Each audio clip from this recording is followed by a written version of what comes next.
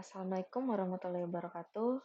Perkenalkan, nama saya Cindy Sylvia, NPM 2019 4350224. Untuk program studi Teknik Informatika, Fakultas Teknik dan Ilmu Komputer.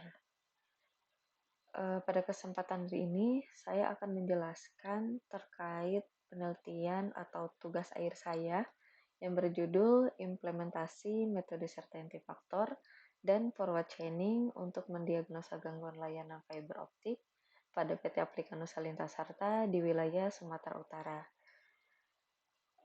Sebelum menjelaskan terkait penelitiannya, di sini ada daftar pembahasan yang akan saya sampaikan. Yang pertama ada latar belakang, identifikasi masalah, tujuan penelitian, metode certainty factor dan forward chaining, aplikasi pendukung, demo aplikasi, pengujian metode, dan kesimpulan.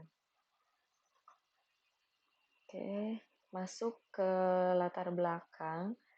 Jadi untuk latar belakang dari penelitian yang saya buat atau yang saya jadikan sebagai acuan adalah sistem yang diterapkan dalam penyelesaian gangguan di wilayah Sumatera Utara pada PT Aplika Nusa Lintas Sarta itu adalah berdasarkan dari monitoring proaktif, customer atau enansi melakukan analisa dan memberikan hasil pengecekan secara remote kepada teknisi dengan tingkat keakuratan tidak pasti, yang menyebabkan jika teknisi harus ke lokasi, maka akan harus menempuh jarak waktu yang jauh karena ketersediaan kantor yang terbatas dan sarana transportasi di wilayah tersebut. Nah, di dalam jaringan internet pada PT Aplika Nusa Lintas Sarta itu sendiri, terdapat berbagai macam kerusakan yang terjadi, terutama untuk layanan internet fiber optik yang banyak digunakan oleh pelanggan. Oke, untuk identifikasi masalah, yang pertama ini adalah pengecekan yang dilakukan oleh customer service atau NOC itu sendiri kepada teknisi saat ini masih belum mendapatkan hasil akurat. Yang kedua, hasil analisis dan pengecekan secara metode yang digunakan saat ini memakan waktu yang lebih lama. Kemudian untuk tujuan penelitian yang saya buat berdasarkan dengan identifikasi dan latar belakang sebelumnya, yang pertama adalah untuk mengetahui nilai akurasi sebagai perbandingan metode certainty factor dan forward chaining pada aplikasi sistem pakar diagnosa gangguan layanan fiber optik yang akan saya buat, sehingga jika hasil pengecekan atau hasil analisa dari CNOC tidak akurat, maka akan menyebabkan teknisi harus ke lokasi, menempuh jarak waktu yang jauh karena ketersediaan kantor yang terbatas. Maka saya mengusulkan dengan adanya tugas akhir atau penelitian ini atau sistem yang akan saya buat dapat membantu customer service atau NOC dalam mendiagnosa gangguan dan memberikan kemudahan serta membantu NOC atau customer service itu sendiri dalam mendiagnosa gangguan layanan fiber optik secara akurat untuk disampaikan kepada teknisi. Nah, untuk yang kedua, poin kedua adalah mengetahui hasil kecepatan diagnosa antara metode certainty factor dan forward chaining pada aplikasi sistem pakar diagnosa gangguan layanan fiber optik. Nah, untuk poin kedua ini adalah merefer dari identifikasi sebelumnya karena hasil analisis dan pengecekan secara metode yang digunakan dalam perusahaan tersebut atau dalam PT Aplika Nusa Lintas Sarta memakan waktu yang lebih lama. Maka dengan adanya sistem ini atau sistem pakar ini, pekerjaan akan menjadi efisien dan menambah performasi layanan perusahaan kepada pelanggan. Oke, untuk metode dalam penelitian saya ini menggunakan dua metode, yaitu certainty factor dan forward chaining. Nah, untuk certainty factor itu sendiri adalah metode yang mendefinisikan ukuran kepastian terhadap fakta atau aturan untuk menggambarkan keyakinan seorang pakar terhadap masalah yang sedang dihadapi. Contohnya, misalkan ketika seorang dokter sedang mendiagnosa pasien, maka pasien tersebut akan menginformasikan gejala yang dia alami. Misalkan dia mengalami gejalanya tekanan darah tinggi, kemudian nyeri dada, sesak napas, riwayat keluarga dengan penyakit jantung, dan lain sebagainya. Nah, kemudian dokter itu pasti akan memiliki aturan-aturan yang diketahui. Misalnya jika pasien memiliki tekanan darah tinggi, maka kemungkinan penyakitnya adalah penyakit jantung. Gitu. Kemudian jika pasien memiliki nyeri dada, maka kemungkinan penyakitnya adalah penyakit jantung atau dan lain sebagainya. Nah, untuk menyederhanakan dan menggambarkan tingkat keyakinan pakar atau seorang dokter terhadap suatu penyakit tersebut, dengan menggunakan metode ini, maka nantinya akan dilakukan perhitungan dan setelah dilakukan perhitungan dari metode CF itu sendiri akan menghasilkan kemungkinan penyakit atau indikasi penyakit yang diderita oleh si pasien. Itu untuk contoh yang certainty factor. Nah, untuk contoh yang forward chaining, jadi untuk penjelasan forward chaining itu sendiri adalah metode yang membutuhkan suatu fakta-fakta atau data terlebih dahulu untuk memperoleh suatu informasi. Nah, contoh dari si forward chaining itu sendiri, misalkan sama seperti tadi, seorang dokter sedang menganalisa seorang pasien. Misalkan pasien tersebut menginformasikan untuk gejalanya seperti ruam merah, terus gatal-gatal, dan lain sebagainya. Maka si dokter tersebut pasti mempunyai aturan tertentu. Misalnya jika terdapat ruam merah dan gatal, maka kemungkinan penyakit adalah alergi kulit. Kemudian jika hanya ada ruam, maka kemungkinan penyakit adalah eksim gitu dan lain sebagainya. Nah, kemudian si metode forward chaining ini akan memeriksa gejala awal atau dari ruam merah dan gatal-gatal tadi sehingga aturan satu dapat diterapkan. Misalkan diagnosa sementaranya adalah kemungkinan penyakit alergi kulit dan seterusnya. Kemudian jika diagnosis sementara benar, kita bisa memeriksa gejala yang lebih spesifik untuk penyakit alergi kulit. Contohnya apakah ada bengkak, bersin-bersin, atau gejala lain khas untuk alergi. Kemudian jika gejala tambahan sesuai dengan aturan-aturan terkait penyakit alergi, maka diagnosis akhir bisa dinyatakan sebagai penyakit alergi kulit. Jika tidak ada gejala tambahan yang sesuai, sistem dapat melanjutkan untuk memeriksa aturan-aturan penyakit lainnya. Ini untuk gambaran dari metode yang saya gunakan. Next. Nah, ini untuk aplikasi pendukung untuk membantu develop aplikasi yang saya kerjakan. Jadi di sini saya menggunakan Visual Studio Code atau biasanya digunakan oleh programmer untuk menulis program karena di Visual Studio Code tersebut mendukung semua bahasa pemrograman. Nah, kemudian untuk server side-nya saya menjalankan atau saya menggunakan Laragon. Dan untuk tools klien MySQL, untuk menjalankan database-nya saya menggunakan MySQL. Ini adalah 3 tools untuk membangun aplikasi sistem pakar yang saya gunakan. Oke, kita langsung saja masuk ke demo aplikasinya.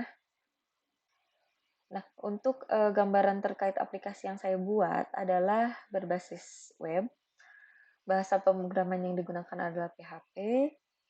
Kemudian saya membangun aplikasi ini menggunakan framework Laravel. Jadi untuk menjalankannya harus menggunakan PHP Artisan Shop. Sebentar, kita jalankan PHP Artisan Shop. Nah, di mana nanti program akan running dan kita kopas untuk URL-nya ini untuk localhost-nya ke browser, atau kita bisa langsung klik saja dari ppt yang sudah saya buat.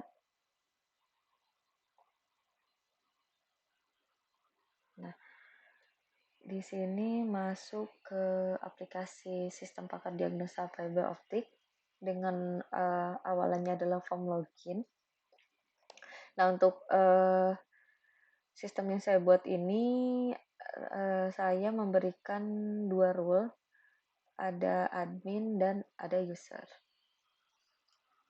Oke, langsung saja kita coba masuk menggunakan admin.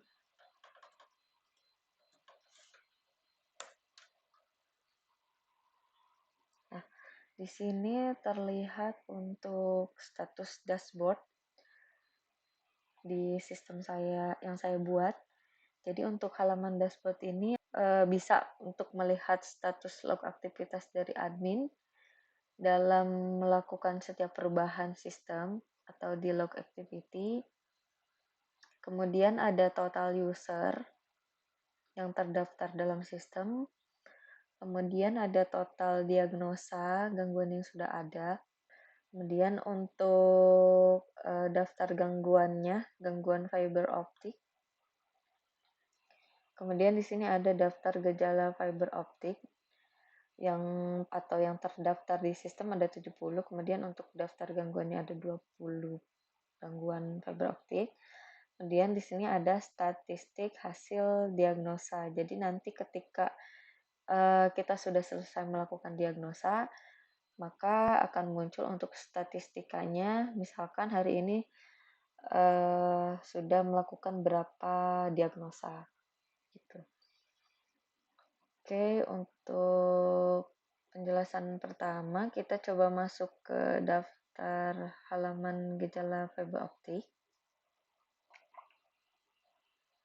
Nah, di sini bisa menampilkan ada kode, ada nama gejala, dan beserta opsi-opsi lainnya seperti menambahkan gejala baru atau untuk menghapus gejala dan untuk mengubah gejala fiber optik itu sendiri.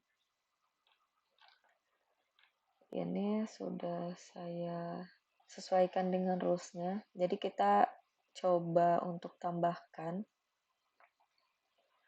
sampelnya, misalkan kode gejalanya G0071.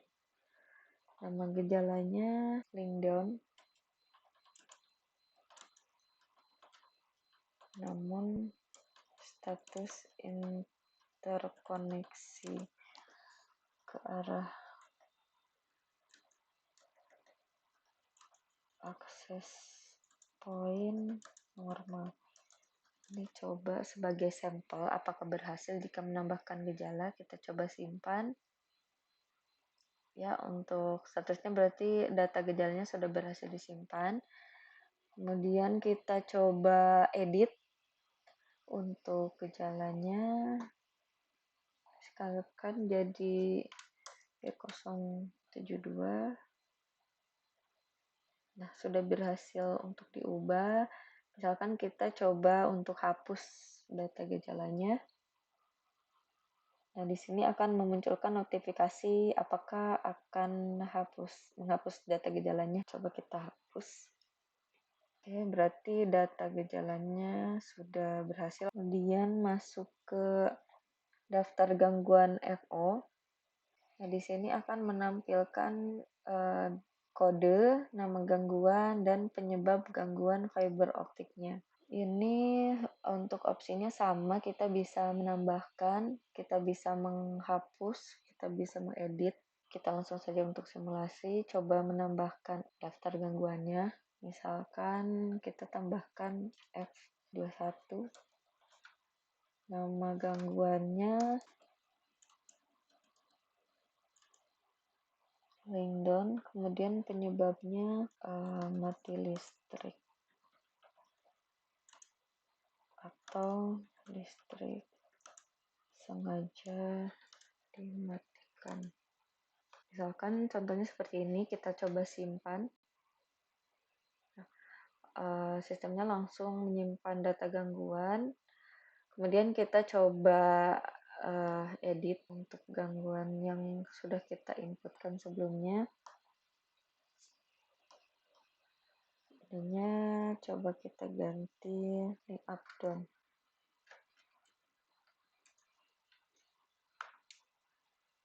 Nah, untuk data gangguannya berhasil diubah dan coba kita hapus. Klik hapus. Oke. Kemudian kita coba lihat di halaman basis rules. Nah, ini untuk basis rules itu sendiri adalah aturan-aturan yang sudah dipastikan keyakinannya oleh seorang pakar. Di sini misalkan untuk gangguannya itu gangguan fiber optic cut. Untuk gejala itu sendiri koneksi internetnya terputus, patch core-nya tertekuk, indikator modem optikalnya loss merah, CONT, OLT-nya up, dan lain sebagainya. Dan untuk nilai di pinggirnya ini digunakan oleh metode certainty factor. Jadi ini nilai keyakinannya kayak misalkan 0,8 itu berarti hampir pasti, 0,6 pasti, dan lain sebagainya. Kita coba ke gangguan lainnya. Jadi ini berbeda-beda sesuai dengan aturan-aturan yang ada di fiber optik itu sendiri atau berdasarkan dari pakar. Nah, di sini ada opsi untuk mereset dan opsi untuk menyimpan aturan. Oke, kemudian kita coba lihat di dashboard. Di sini ada log activity yang tadi sudah coba lakukan perubahan di sisi sistemnya. Di sini kita bisa melihat log apa saja yang ada di sistem. Nah, di sini deskripsinya sudah coba melakukan delete gangguan, kemudian melakukan create gangguan, kemudian delete gejala, update gejala, create gejala, dan lain sebagainya. Di sini juga ada propertiesnya seperti nama, kode yang ada dalam daftar gangguan gejala FO. Kemudian di pinggirnya ini ada date atau tanggal yang menunjukkan kapan kita melakukan action tersebut. Nah, untuk di delete 7 days ago ini jadi akan menghapus data log activity dalam 7 hari ke belakang. Jadi ini karena baru melakukan perubahan hari ini, maka sistem mendeteksi lognya 0. Oke. Di sini ada menu untuk daftar user yang terdaftar di sistem. Jadi ada untuk namanya, ada username, ada role, dan ada action. Nah, di sini untuk name ini adalah untuk nama dari pengguna tersebut. Username-nya adalah sebagai admin, role-nya admin, kemudian action-nya bisa melihat, merubah dan mengupdate. Kita coba melihat untuk informasinya, maka di sini ada detailnya, nama Cindy, username admin, roles-nya admin, dibuatnya pada tanggal 29 Juli. Kemudian kita bisa coba mengedit dari namanya, misal Cindy S sebagai admin. Kita submit, lalu akan mengupdate user. Jadi adminnya bernama Cindy S. Coba masuk ke user saja untuk melakukan diagnosa. Kita coba logout. Jadi username-nya masukkan SVA 123456.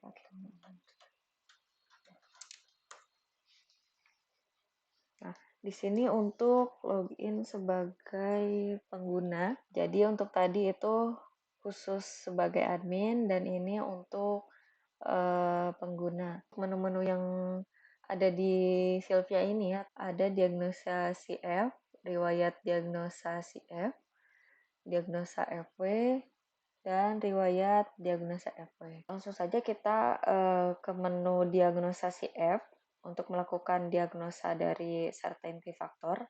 Jadi di sini ada beberapa pilihan gejala.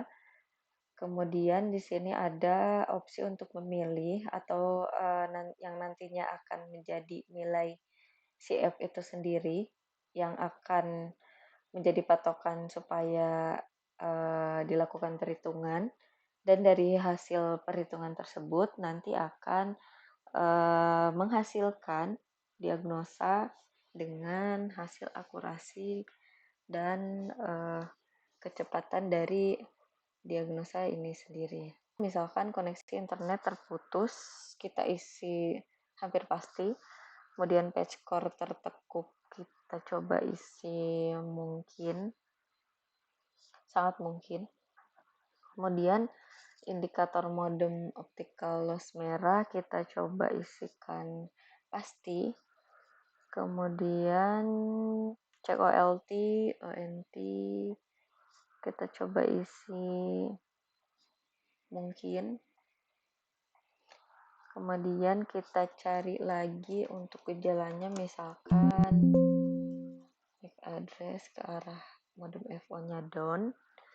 Kita kasih nilainya hampir pasti.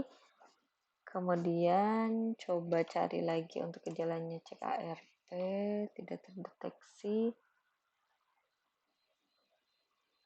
Kita coba isi hampir pasti. Dan kita coba langsung diagnosa. Nah, di sini akan terlihat untuk hasil diagnosa dari certainty factor itu sendiri. Jadi untuk paling atas di sini ada nama dari user. Kemudian di sini ada tanggalnya.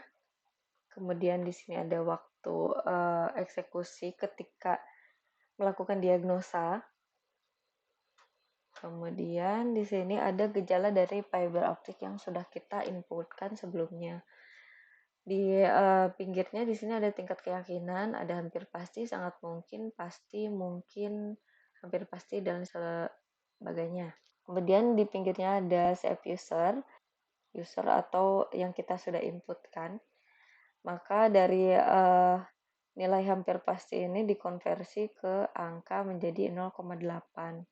Kemudian sangat mungkin jadi konversinya 0,6, pasti jadi 1, mungkin jadi 0,4 dan lain sebagainya.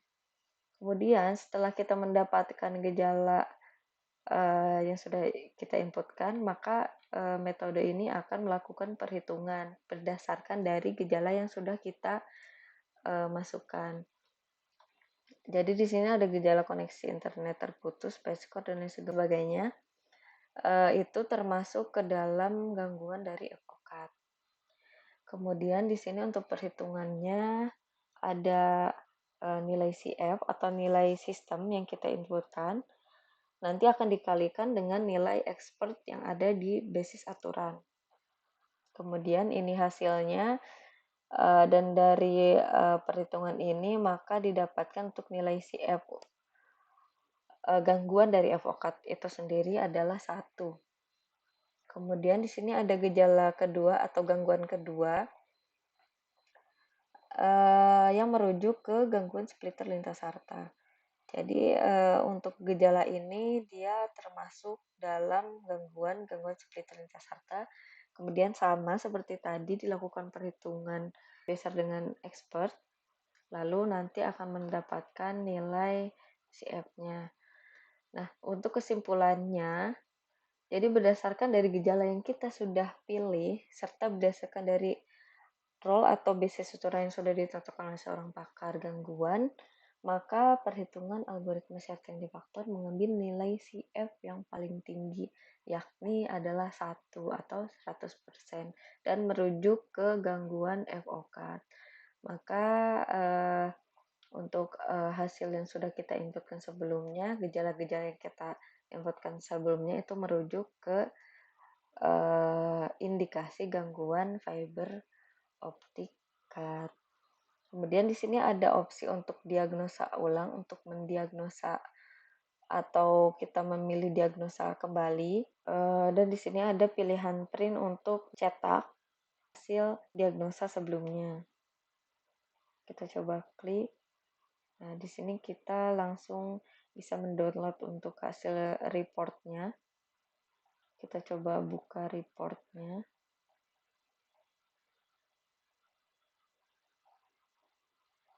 Maka di sini akan menampilkan hasil report dari diagnosa yang sudah kita inputkan di dalam sistem.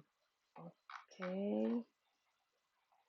Kemudian kita coba klik diagnosa ulang. Maka akan mengkosongkan field yang sudah kita isi. Di sini ada menu riwayat diagnosa, maka akan menampilkan hasil dari diagnosa yang sudah kita input tadi, dengan kita bisa melihat juga dari hasilnya seperti apa, kemudian kita bisa mengklik reportnya. Lanjut ke diagnosa forward chaining. Di sini kita coba juga untuk simulasi nilainya. Misalkan koneksi internetnya terputus. Nah, tapi untuk fieldnya di sini forward chaining itu hanya mempunyai 2 pilihan, iya atau tidak. Dan untuk gejala-gejalanya masih sama seperti yang tadi. Berdasarkan dari rule base atau basis rule. Kita coba pilih ya. Kemudian modem sudah terlalu usang, kita coba pilih iya. Kemudian tidak bisa telnet, contohnya kita pilih iya. Kemudian kita coba cek lagi atau kita input lagi. Misalkan cek node FO tidak bisa diakses. Kita coba isikan juga iya. Kemudian status port coba kita masukkan iya, dan cek ARP, cek traffic.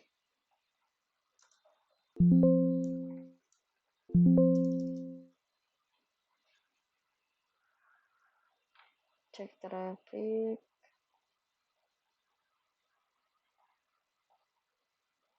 Kita coba pilih ya. Dan langsung ke diagnosa sekarang. Ya, maka akan memunculkan hasil diagnosa dari forward chaining. Ini ada nama dari user, kemudian ada tanggal, kemudian di sini ada waktu eksekusi saat dia melakukan diagnosa. Kita bisa mendiagnosa ulang dan coba untuk melakukan print juga di sini dari riwayat diagnosa. Kita coba download. Nah, akan memunculkan dari hasil diagnosa sama untuk penjelasannya. Jadi dari gejala fiber optik ini yang sudah kita inputkan sebelumnya, dia menghitung tingkat keyakinannya iya atau tidak. Jadi ketika mengisi iya, maka akan merujuk kepada rule basis atau aturan yang sudah diterapkan di basis rules dan sudah ditentukan oleh seorang pakar. Maka hasil diagnosa algoritma forward chaining yang sudah kita inputkan sebelumnya itu mengidentifikasi gangguan, yaitu modem FO sentral. Oke. Di sini ada opsi untuk user, kita bisa melakukan update juga. Misalkan kita coba update untuk namanya menjadi Cindy, dan kita coba ganti untuk passwordnya juga. Misalkan password sebelumnya 1234567 menjadi 4 SSWORD. Kita melakukan update, maka berhasil. Oke, dan namanya bisa diubah. Sekarang kita coba masuk ke user admin kembali. Kita logout. Di sini ada menu untuk create new account atau membuat akun baru. Kita coba klik new account, maka akan dialihkan ke menu register. Nah, di menu register itu ada field seperti name, username, password, dan password confirmation. Nah, untuk password itu sendiri dia harus mengisi minimal 8 karakter. Jadi kita coba untuk daftarkan akun barunya. Misalkan inisialnya adalah JKI. Terus namanya adalah Jungkook. Passwordnya misalkan diisi dengan QWERTY UIO.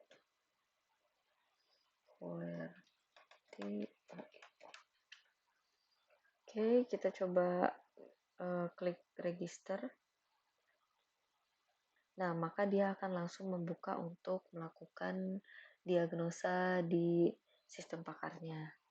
Oke, kita coba logout dan masuk ke menu admin untuk melihat sisi lognya dan statistik hasil diagnosanya. Admin. Nah, sudah masuk ke menu dashboard. Jadi di sini terlihat untuk statistik hasil diagnosanya pada tanggal 9 Agustus sudah melakukan total diagnosa sebesar 3. Di sini juga terlihat untuk total diagnosanya. Kemudian untuk diagnosa di sebelah kiri ini, menu diagnosa di sebelah kiri ini adalah jadi admin bisa melakukan pengetesan terlebih dahulu sama seperti si user atau pengguna ditakutkan nanti terjadi error. Jadi di sini kita bisa uji coba untuk diagnosanya. Oke, mungkin sekian untuk demo aplikasinya. Kita masuk ke pengujian dari metode certainty factor dan forward chaining. Balik ke presentation. Jadi untuk pengujian metode certainty factor dan forward chaining itu sendiri, sebelumnya saya di sini menggunakan confusion matrix atau matrix kebingungan. Jadi untuk confusion matrix itu sendiri adalah tabel yang digunakan untuk menggambarkan kinerja suatu sistem klasifikasi seperti sistem pakar dengan membandingkan hasil prediksi dengan hasil yang sebenarnya. Jadi di sini hasil untuk prediksinya itu adalah hasil dari sistem yang sudah saya buat atau sistem pakar yang tadi sudah saya demokan dengan nilai akurasi dengan data uji yang sebenarnya atau ground truth yang berlandaskan dari pakar. Oke, di sini sudah disajikan untuk tabel confusion matrixnya yang sudah saya rangkum dari hasil diagnosa di sistem. Nah, di sini ada yang namanya kelas, kemudian ada FN, ada TP, ada EV, dan ada TN. Dan di sini adalah gangguan yang terdiagnosa. Jadi ini berdasarkan dari prediksi atau dari sistem. Kalau yang sebelah kiri ini berdasarkan dari data uji sebenarnya atau dari pakar. Kemudian, nah dari berlandaskan tabel conversion matrix ini, maka diperoleh nilai TP, Fn, EV, dan TN-nya. Nah, yang pertama kita akan menjelaskan untuk TP. Jadi untuk TP itu sendiri adalah jumlah kasus yang telah diklasifikasikan dengan benar sebagai positif oleh sistem pakar. Nah, ini diketahui bahwa untuk TP-nya itu sendiri dia bernilai 19 adalah total nilai kolom berwarna hijau yang merupakan hasil diagnosa bernilai true atau yang sesuai pakar. Jadi yang ini adalah nilai dari TP itu sendiri. Kemudian ada EV. Nah, untuk EV itu adalah false positive atau jumlah kasus yang salah diklasifikasikan sebagai positif oleh sistem pakar atau padahal seharusnya negatif. Nah, di sini ada nilai 1 selain kolom berwarna hijau yang merupakan hasil diagnosa bernilai false atau tidak sesuai dengan pakar. Kemudian ada nilai Fn. Untuk Fn itu sendiri atau false negatif adalah jumlah kasus yang salah diklasifikasikan sebagai negatif oleh pakar yang seharusnya bernilai positif. Nah, di sini untuk Fn itu sendiri dia bernilai 1 yang merupakan hasil diagnosa tidak sesuai dengan pakar. Nah, misalkan di sini ada contoh dari si sistemnya ini salah karena yang seharusnya dia itu mendeteksi F15, tetapi si sistem pakarnya ini malah mendeteksi F19. Kemudian di sini ada TN atau true negatif. TN itu sendiri adalah jumlah kasus yang telah diklasifikasikan dengan benar sebagai negatif oleh pakar. Nah, jadi untuk TN itu sendiri adalah atau rata-rata TN itu sendiri atau true negatif adalah jumlah kasus yang telah diklasifikasikan dengan benar sebagai negatif oleh sistem pakar. Jadi di sini rata-rata nilainya adalah 19.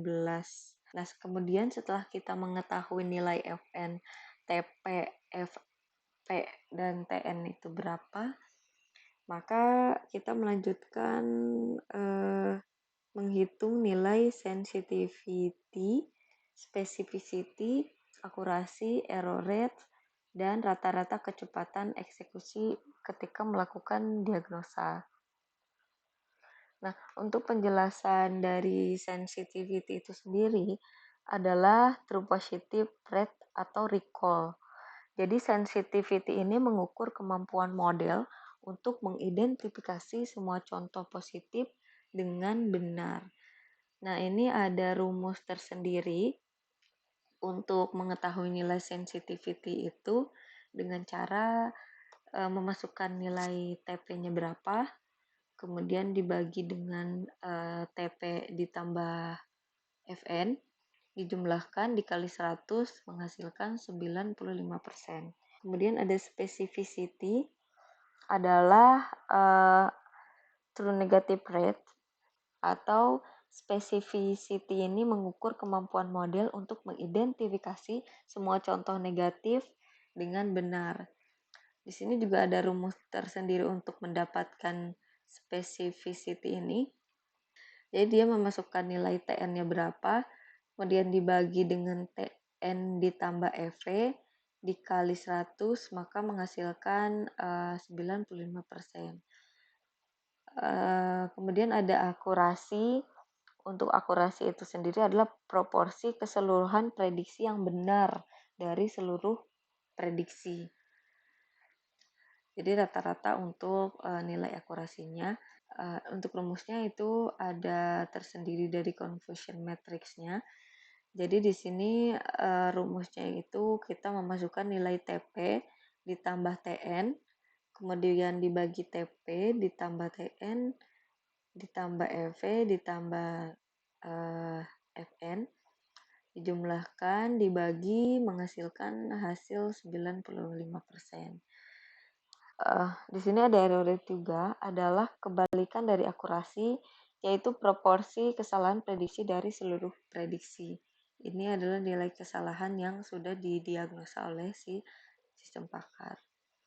Untuk rumusnya sendiri sudah tersedia oleh conversion matrix. Jadi di sini rumusnya ada FV ditambah Fn, kemudian dibagi TP ditambah Tn, ditambah FV ditambah Fn, menghasilkan error rate sebesar 5%. Kemudian di sini ada rata-rata kecepatan eksekusi diagnosa. Jadi sebelumnya saya sudah melakukan diagnosa dari semua gejala dan gangguannya dan dihasilkan untuk diagnosa metode certainty vector itu sendiri rata-ratanya adalah 45,966 milisecond atau jika dikonversi ke detik adalah 45,966 detik. Lanjut kita ke pengujian metode forward chaining. Di sini juga disajikan tabel conversion matrix seperti yang sebelumnya. Jadi kita harus mengetahui terlebih dahulu untuk nilai Fn, Tp, Fn, dan Tn. Nah, di sini untuk forward chaining, total Tp-nya itu dia ada 18, karena di sini terdapat 2 error pada sistem. Kemudian untuk EV-nya, ini, maaf, di sini saya salah penulisan untuk EV-nya. Maka untuk EV-nya itu dia mempunyai 2 nilai karena ada 2 diagnosa yang bernilai false atau tidak sesuai dengan pakar. Kemudian untuk total Fn-nya atau nilai baris lain kolom berwarna hijau sama untuk bernilai false-nya dia mempunyai 2 nilai false. Kemudian rata-rata Tn-nya dia bernilai 19. Nah, lanjut setelah mengetahui dari nilai Fn, Fp, Pn, dan Tp, lanjut ke perhitungan untuk melakukan pengujian metode forward chaining. Di sini sama seperti sebelumnya juga, di sini ada sensitivity, specificity, akurasi, dan rata-rata kecepatan eksekusi diagnosa forward chaining. Nah, untuk sensitivity-nya dia diketahui adalah 18 nilai yang benar. Kemudian TP ditambah Fn, 18 ditambah 2 yang nilai errornya. Kemudian dikali 100 maka menghasilkan 90%. Begitupun seterusnya dari specificity diinputkan nilai Tn dibagi Tn ditambah Fv dikali 100 maka hasilnya 90,47.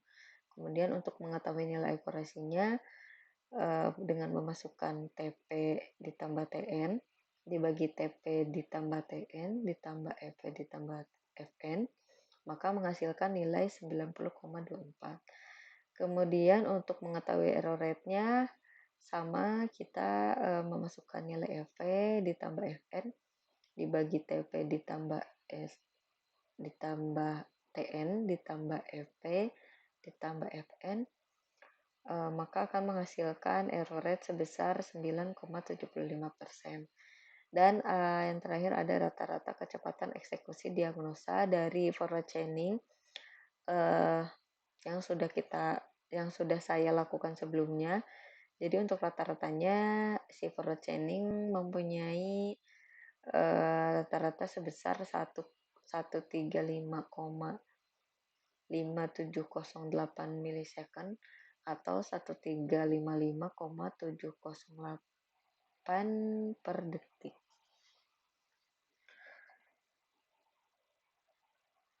Oke, setelah kita melakukan perhitungan untuk pengujian dari confusion metric antara dua metode tersebut, maka akan ditarik kesimpulan berdasarkan akurasi dan berdasarkan kecepatan.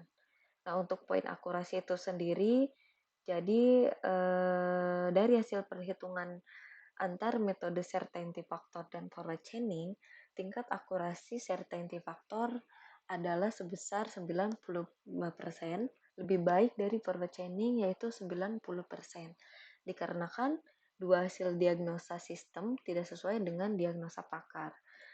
Maka dapat dikatakan bahwa metode certainty factor lebih akurat dalam mendiagnosa gangguan fiber optik dibandingkan dengan metode forward chaining. Kemudian untuk nilai kecepatan, jadi berdasarkan kecepatan diagnosa antara metode certainty factor dan forward chaining, hasil kecepatan rata-rata diagnosa certainty factor adalah sebesar 45,966 per detik. Lebih cepat dari forward chaining yaitu 1355,708 per detik. Maka dapat dikatakan bahwa metode certainty factor lebih cepat dalam mendiagnosa gangguan fiber optik dibandingkan dengan metode forward chaining. Nah, maka dari hasil kesimpulan tersebut diharapkan akan mempermudah customer service atau NOC dalam menangani gangguan fiber optik untuk mengidentifikasi masalah gangguan layanan fiber optik lebih cepat dan meningkatkan layanan serta performasi perusahaan kepada pelanggan. Oke, sekian yang dapat saya jelaskan terkait penelitian saya. Terima kasih. Wassalamualaikum warahmatullahi wabarakatuh.